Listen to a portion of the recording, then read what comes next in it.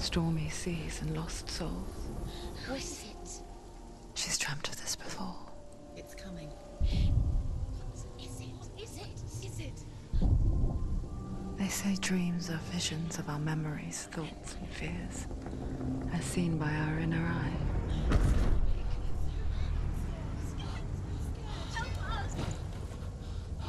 But what if each one of us is always dreaming, even when awake?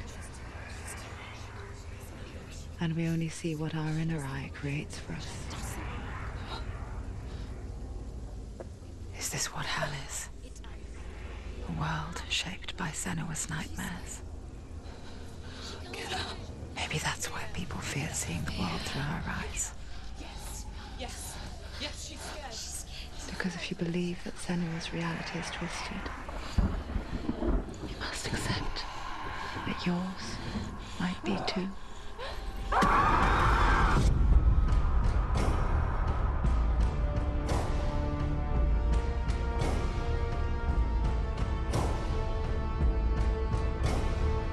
Hellblade: Senua's Sacrifice is a video game about Senua, a Celtic warrior on a vision quest into Viking territory.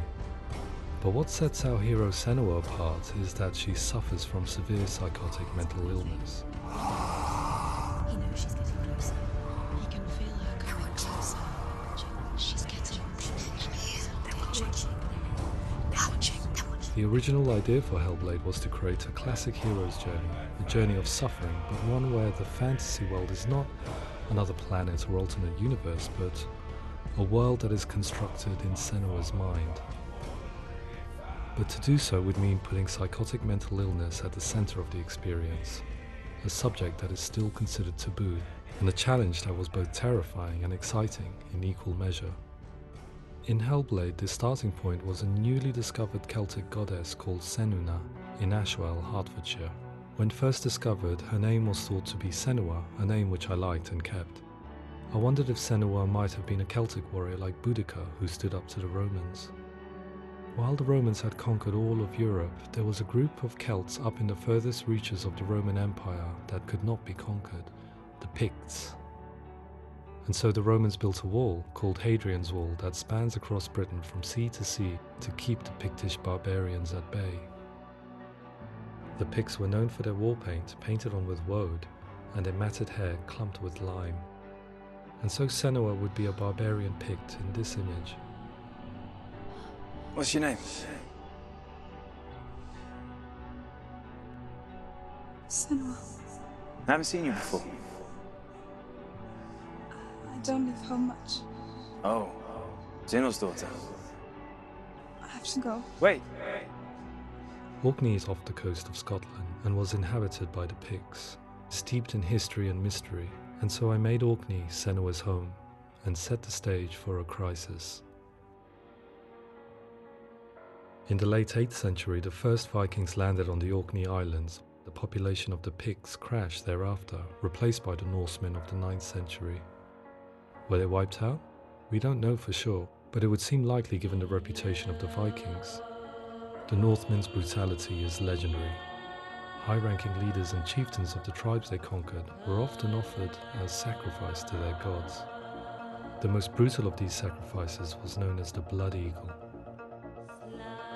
I imagine Senua as a young female warrior who returns home from exile to find her partner, Dillion, brutally sacrificed to a Norse god by these hellish warriors from a faraway land.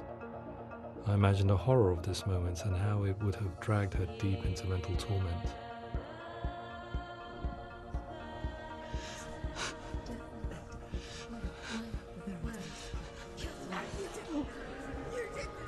No!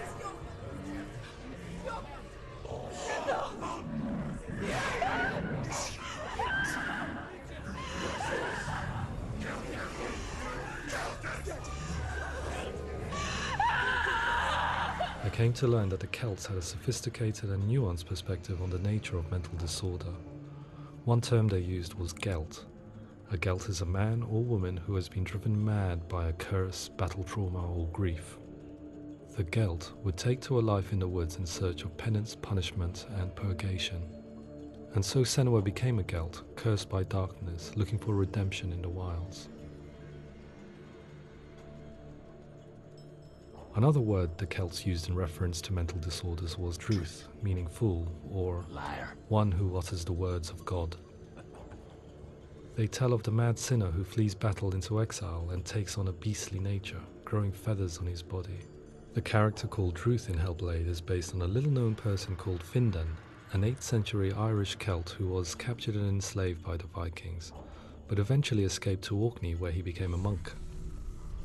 I will tell you my stories of hell, if I may walk with you. Upon meeting Senua, it would be his stories that fuel her quest deep into their world of gods. The Northmen say the world will come to an end.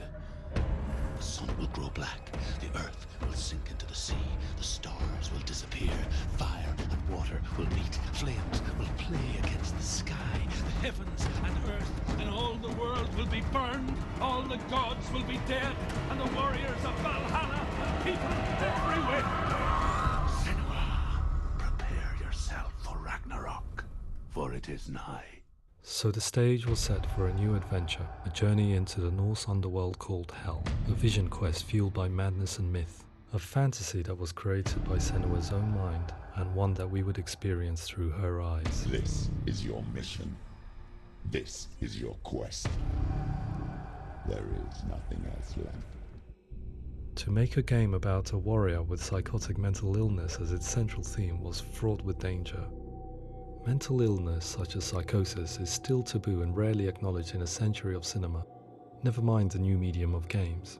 Where it does feature, it often conflates psychosis and psychopathy associated with a lack of empathy.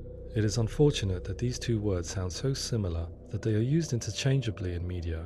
I must admit that I didn't have to look very far to discover my own ignorance of the subject. So we reached out to Paul Fletcher, psychiatrist and professor of health neuroscience at University of Cambridge.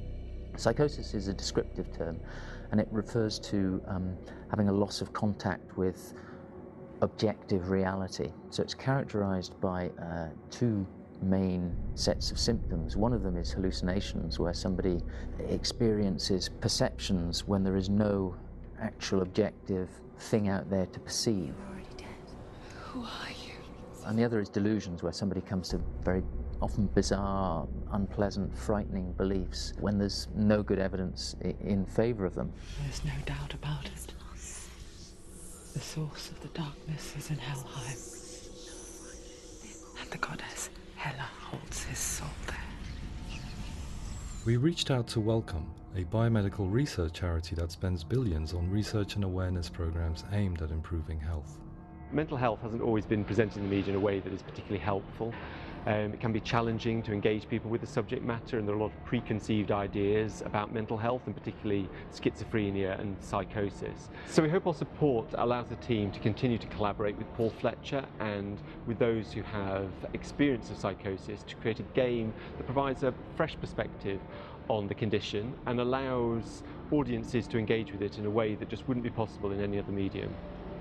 What started out as a brief consultation convinced me that we were only scratching the surface of an immensely deep and interesting subject that could enrich and change the very nature of the game. That's cool. Thanks so much for coming here. Pleasure. Thanks. It's really interesting for me. I'd love to be involved. I think it's fascinating. Absolutely. Our understanding of psychosis is still very much a mystery, and ways of treating it are still primitive compared to physical illness. After all, it is easy to see the pain and suffering caused by physical diseases or physical trauma. It is not so easy to see the mental suffering and trauma of severe mental illness. But what if we could find a way to see it? Games are capable of drawing you in for hours on end, playing the role of a character who is different from you, experiencing their perspective, and actively involving you in a world that functions with a different set of rules. That voice is not a kind. It's that voice calls you to your death. It's an evil voice. If we were to represent Senua's psychosis, we would have to simulate voice hearing, a common attribute. But how can we simulate something we have no first-hand experience of? Professor Charles Fernyhough, a leading expert in voice hearing from Durham University, offered his help. Hearing voices is an experience that is usually associated with severe mental illness, and crucially we know that hearing voices is a part of ordinary life for many people who don't meet the criteria for mental illness. Yeah. Oh, that's not him in real life. We know voices vary according to where they appear in space. Voices can appear far away in the distance, they can appear right there in your ear, they can seem to be coming from inside your head. Based on the information Professor Fernie Ho provided, I put together a sound brief and invited some actors to the studio. We recorded the actors using a binaural microphone, which records the 3D spatial position of sound, replicating the way sound is heard by human ears. It gives you an incredible sense that the person you are listening to is right there beside you. Can't see where she's going.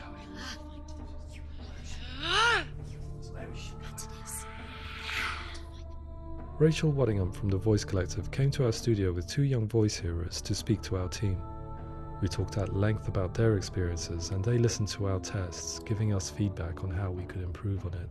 Everyone hates her. She's cursed. It's very hard to represent what this experience is like, partly because it's such a personal, intense, emotional experience. It's testament to how Ninja Theory have been listening to what the researchers are saying, but also, crucially, listening to the experts by experience. What they've come up with is so compelling. It's by far the best representation I've heard of what these experiences are like.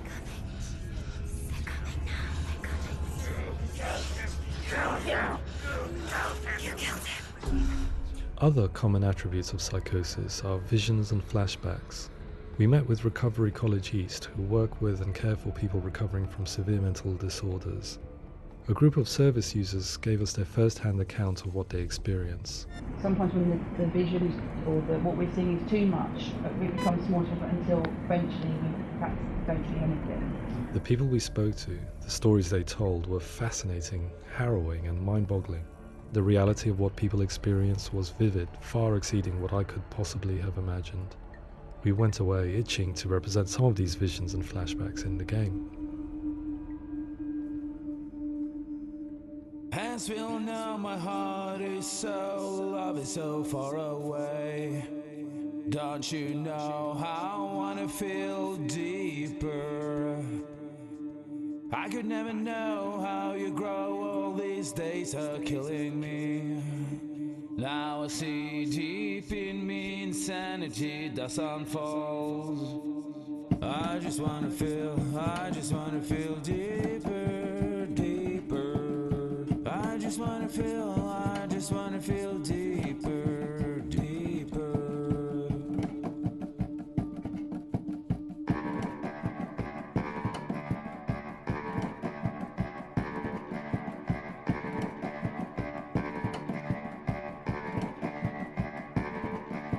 As we all know, my heart is so, love is so far away.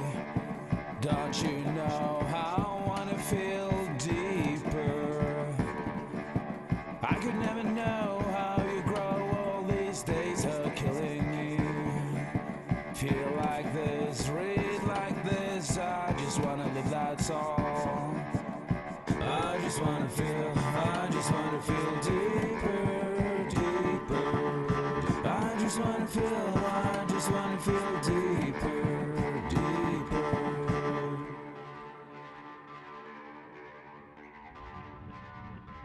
To refine our work, we continued to hold meetings with Recovery College East over the course of a year and a half, showing them what we had achieved so far and refining the in-game representations based on their feedback.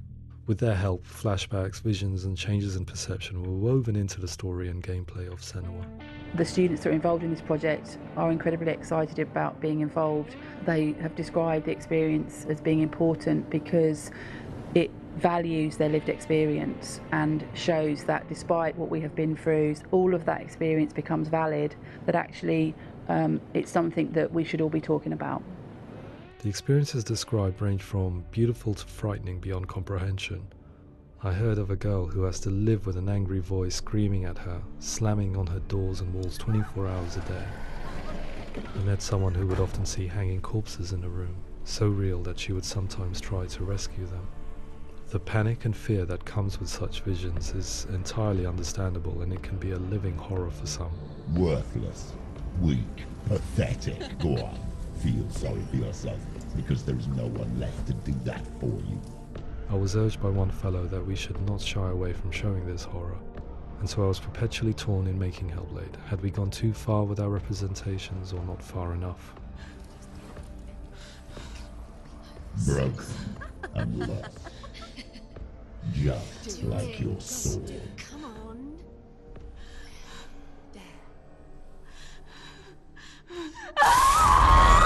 In some ways, voice hearing and visions were the low-hanging fruit, so to speak. There's another aspect of psychosis that is much harder to explain, but one that I think video games are uniquely able to represent, which are often called delusions. People begin to see patterns in the world. They begin to link things that most people wouldn't link. Most of the things that we might think would be coincidence or, not worth commenting on. Nevertheless, that might have a particular salience or importance for them. One individual described how everyday words, sounds, colours and objects were steeped in meaning to him, forming a strange and sinister puzzle that he was determined to solve but could not quite get to the bottom of.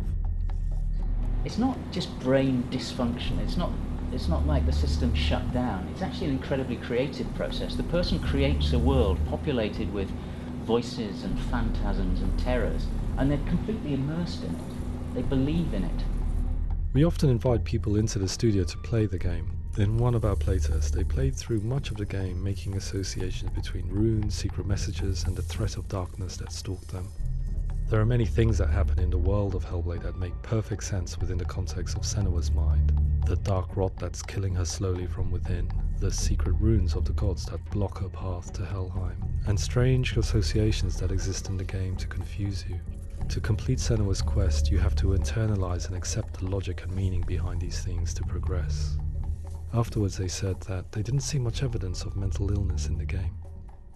People with delusions of all sorts would argue the same thing, that they are not aware of their experience being abnormal in any way. I need this sword. It's important. Representing perception changes and thinking patterns within Hellblade gives us a set of symptoms common in psychosis. But people with lived experience were keen to emphasize another point, that it is wrong to define a person by their symptoms. Quite often, the illness comes not from the symptoms, but from the stigma, isolation and mistreatment that comes about from the rest of society. They say that I'm cursed. What if they're right? I needed someone to portray Senua, someone who could believably internalize her suffering.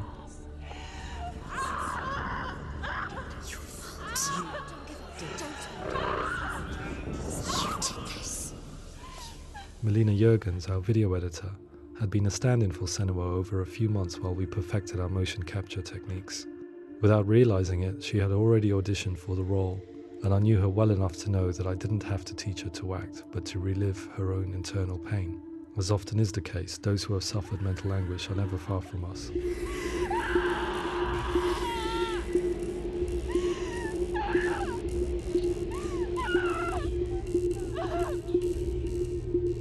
My hope is that by creating a compelling and aspirational character in Senua who feels very much real, albeit in a fantasy setting, we can provide a lens into her reality, a different one to yours, and this is where storytelling comes into play.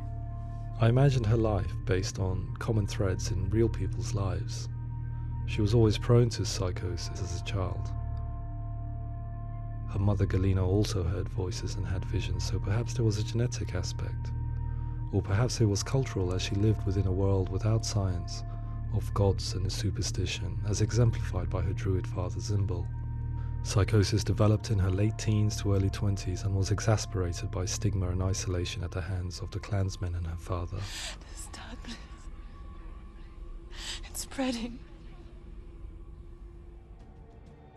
The trauma of seeing her lover Dillian sacrificed tips her over the edge, making her remodel her reality around a concept that connects everything: the darkness.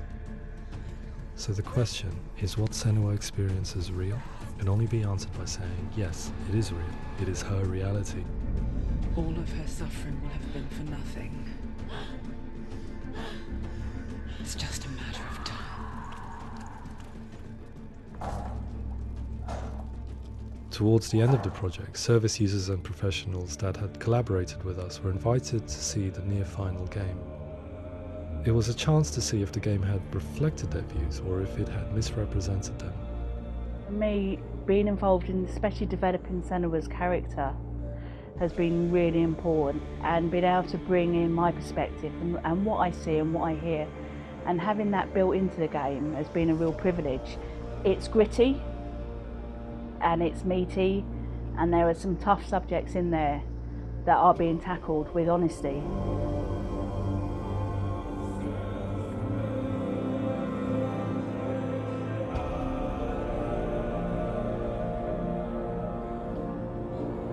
I was blown away by it today, absolutely blown away. It was just fantastic to get the opportunity to use our lived experience in a very creative way. There's nothing tokenistic about the work we've put in. It feels like we've been listened to, things have been taken on board, and I think there was a lot of realism in the game itself, and it feels very authentic.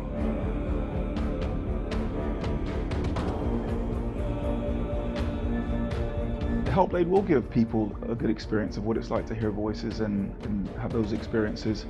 I'm glad that the guys at Ninja Theory have asked us to come along and help them build an experience that's positive when it comes out, and get myself a copy and have a go.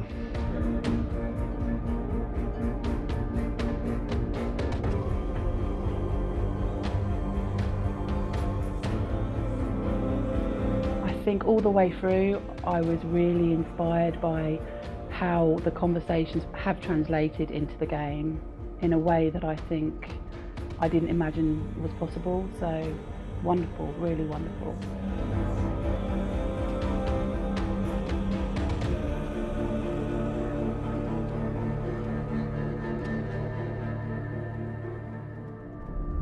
I really hope that others will follow the lead they've set and use the power of something like a video game to change people's perceptions, to increase understanding, and ultimately to make some of the stigma around voice hearing and other experiences go away.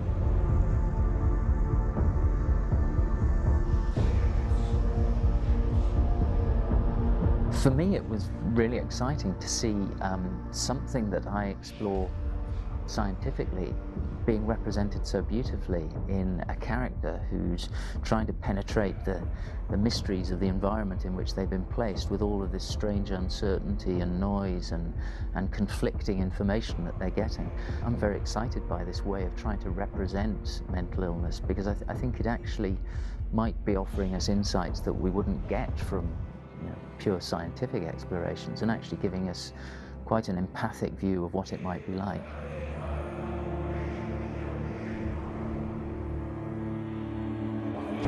Mental illness has been with us for as long as we have been on this planet, but why? Why hasn't evolution stamped out this weakness from within our gene pool? I often pondered this question until I realized that the question had an inbuilt flaw. It assumes that being and thinking differently is a weakness. The only reason we have computers, spacecraft, medicine, poetry, art, and yes, even video games is because individuals are able to simulate new abstract realities in their minds and share them with the rest of us. We need people to be willing to see differently in order for us to progress and survive as society. And we need to be open to these new ways of seeing. And it is this spirit that motivated me to create Senua's story and share it with you.